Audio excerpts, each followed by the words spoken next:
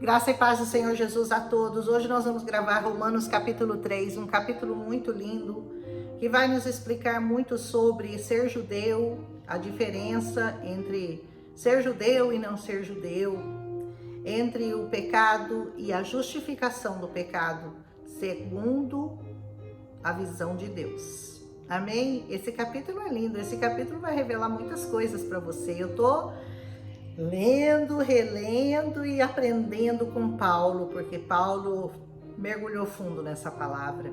Diz assim esse capítulo, lembra que nós estávamos falando no capítulo anterior sobre a circuncisão, a vantagem da circuncisão e a desvantagem, não é desvantagem, a vantagem ou não da circuncisão, e Paulo explicava que a circuncisão é uma coisa física, uma coisa exterior, que a verdadeira circuncisão é aquela que é feita no nosso coração, por meio do Espírito Santo. E aí ele começa o capítulo 3 perguntando, então qual que é a vantagem de ser judeu? A circuncisão tem algum valor? Olha o questionamento de Paulo. Se no capítulo anterior ele disse que o que vale é a circuncisão no nosso coração por meio do Espírito Santo, então tem alguma vantagem ser judeu?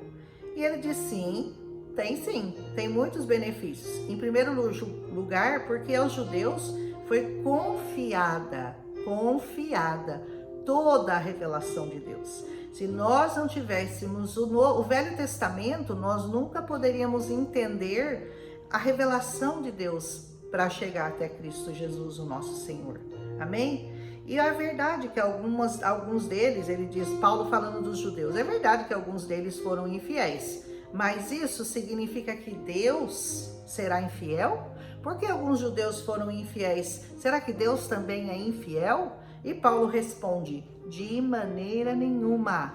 Ainda que todos sejam mentirosos, Deus é verdadeiro. Olha que afirmação profunda, né? E as escrituras dizem a seu respeito, será provado que tens razão no que dizes e ganharás a tua causa no juízo. Que juízo? No juízo final. No juízo final nós vamos ver que tudo que o Senhor falou é a verdade. E todos aqueles que pecaram, conhecendo a verdade, sofrerão a punição no dia do juízo.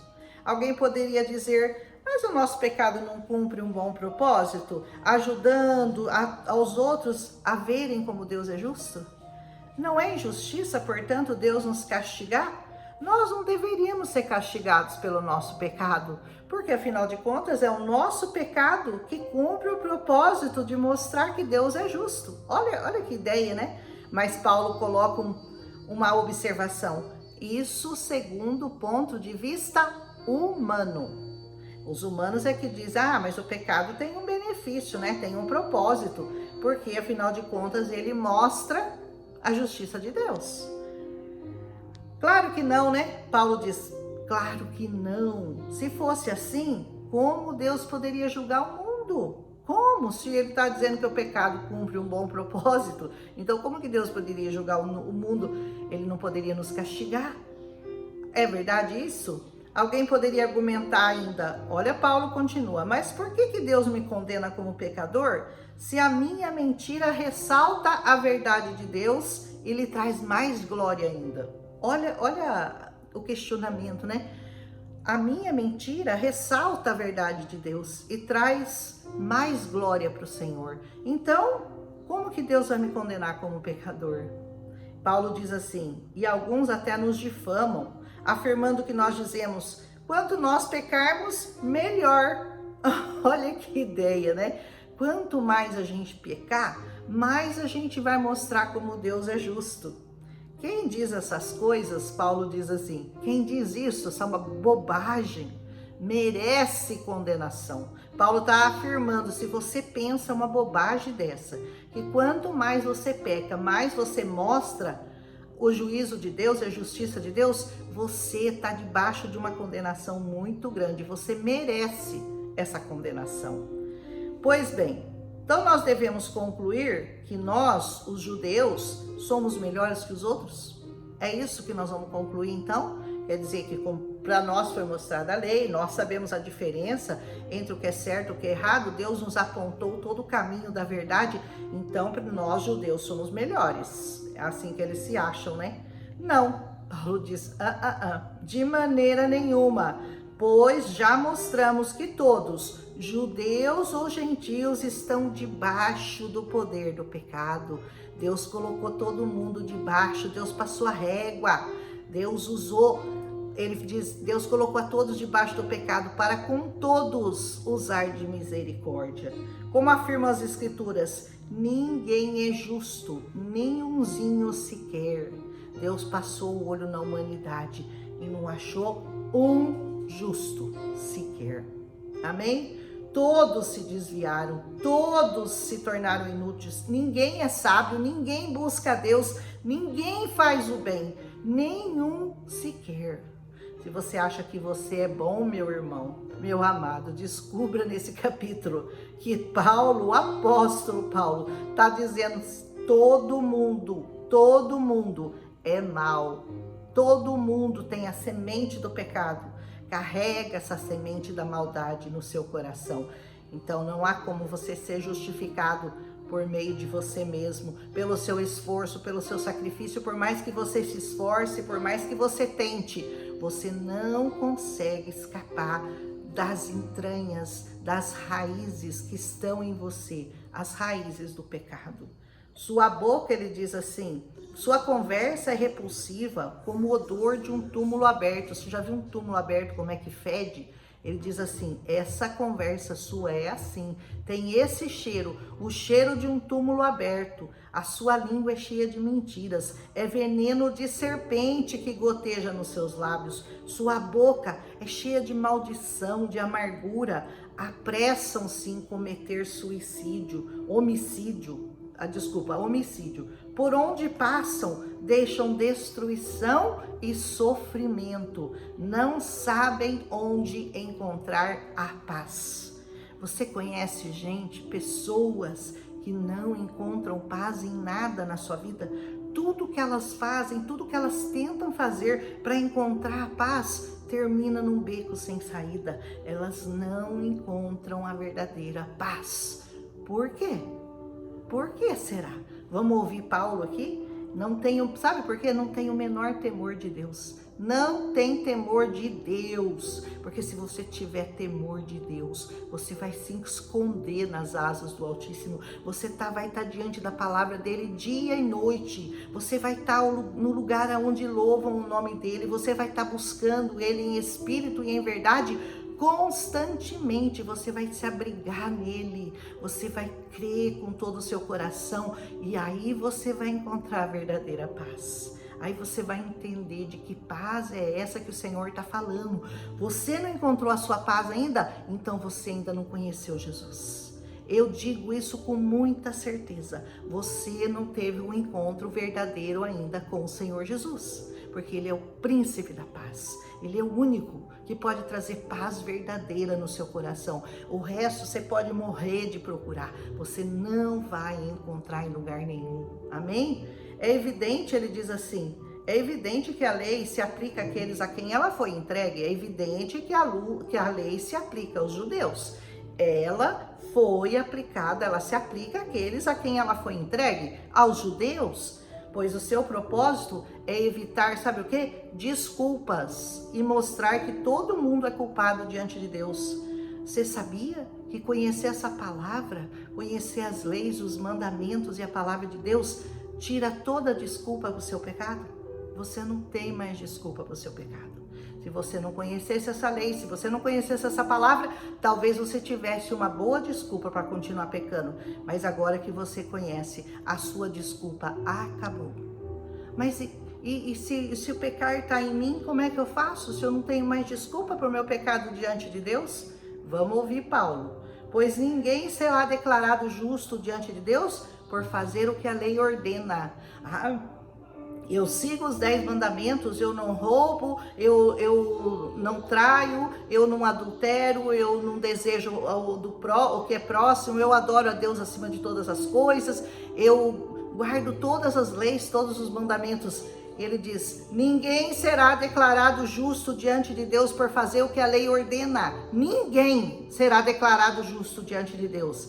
A lei simplesmente nos mostra quanto nós somos pecadores. A lei só serve para uma coisa, para mostrar o quanto nós somos pecadores. Nada mais do que isso. Agora, porém, conforme prometido na lei de Moisés e nos profetas, Deus nos mostrou como somos declarados justos diante dele sem as exigências da lei. Como é que é? Nós somos declarados justos diante do Senhor sem as exigências da lei?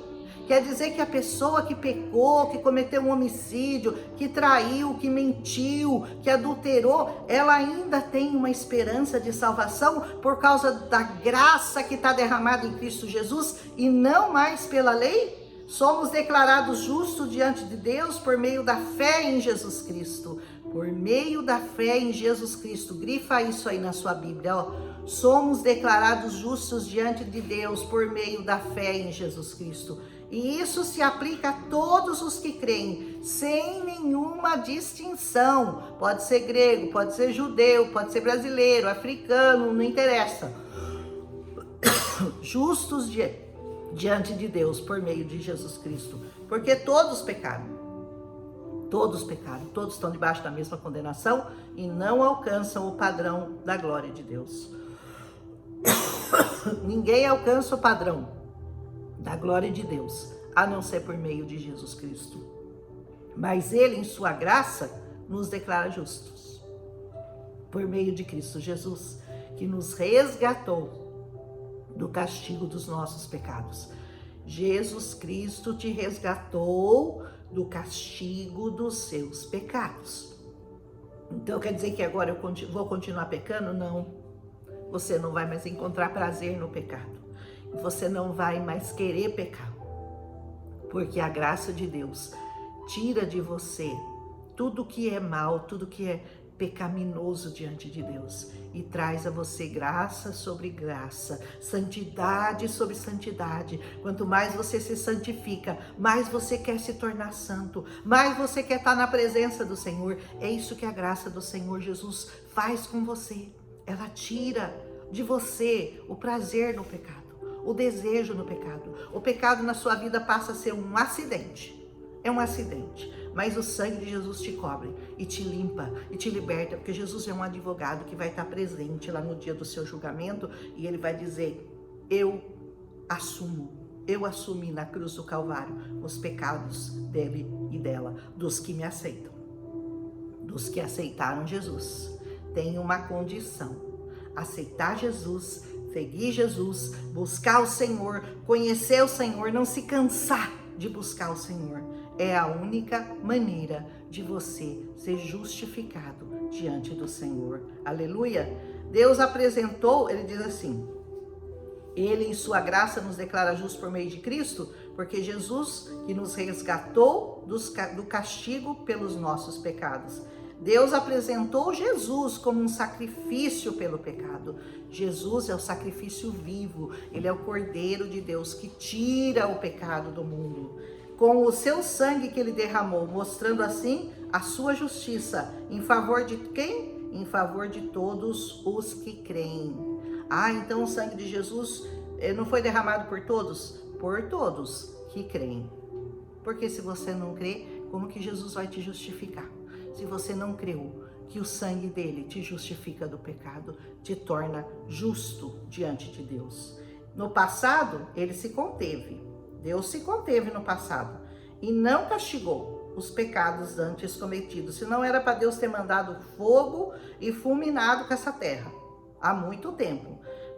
Mas por que ele não fez isso? Porque ele planejava revelar a sua justiça no tempo presente. Que tempo presente? O tempo de Jesus Cristo. O tempo que Paulo estava se referindo é o tempo em que Deus mostrou a remissão dos pecados por meio de Cristo Jesus. Com isso, Deus se mostrou justo, condenando o pecado, e também se mostrou justificador, declarando justo o pecador que crê em Jesus. Grifa isso na sua Bíblia.